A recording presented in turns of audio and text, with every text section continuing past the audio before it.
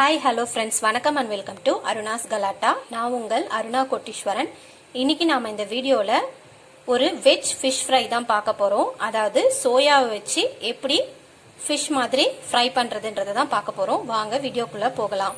அதுக்கு முன்னாடி நம்ம சேனலை சப்ஸ்கிரைப் பண்ணாதவங்க பக்கத்தில் இருக்க ரெட் கலர் சப்ஸ்கிரைப் பட்டனை கிளிக் பண்ணி சப்ஸ்கிரைப் பண்ணுங்க. அப்படியே பெல் ஐக்கானையும் கிளிக் பண்ணுங்க. அப்பதான் நான் போடுற புது வீடியோஸ் எல்லாமே உங்களுக்கு நோட்டிபிகேஷன்ல வரும்.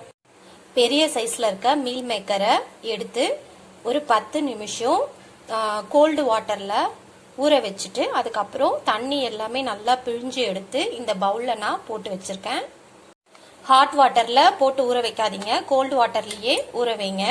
இந்த சோயாவை மிக்சி ஜார்ல போட்டு லைட்டா கிரைண்ட் பண்ணி எடுத்துக்கலாம். தண்ணிலாம் எதுவும் ஆட் பண்ண வேண்டியதில்லை, அப்படியே நம்ம கிரைண்ட் பண்ணிக்கலாம்.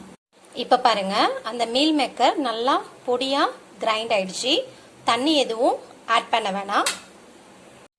இதுல மிளகாய் தூள் அப்புறம் தனியா ரெண்டுமே கலந்தது ஒரு ஸ்பூனு. இந்த டிஷ்ஷுக்கு தேவையான இந்துப்பு ஆட் பண்ணிக்கிறேன். மஞ்சள் தூள் சும்மா ஒரு பிஞ்சு, கரம் மசாலா ஒரு 1/4 ஸ்பூன், இஞ்சி பூண்டு பேஸ்ட் ஒரு 1/2 ஸ்பூன் சேர்த்துக்கலாம்.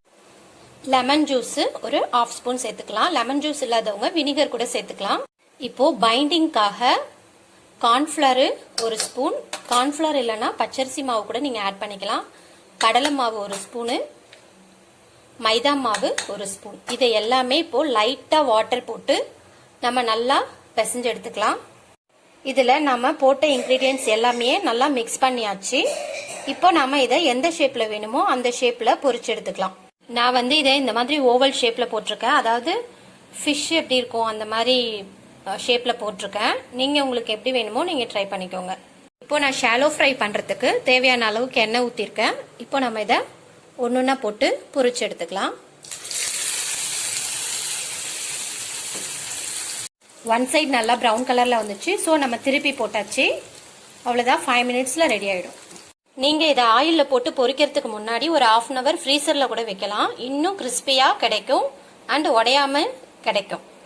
ஹை ஃப்ளேம்ல வைக்க கூடாது, நாம இதை மீடியம் ஃப்ளேம்ல வச்சுதான் குக் பண்ணணும், இல்லைன்னா உள்ள பாயில் ஆகாது. வாவ், சூப்பரான வெஜ் ஃபிஷ் ஃப்ரை ரெடி ஆயிடுச்சு. அதாவது சோயா ஃபிஷ் ஃப்ரை ரெடி ஆயிடுச்சு. வாங்க சாப்பிடலாம்.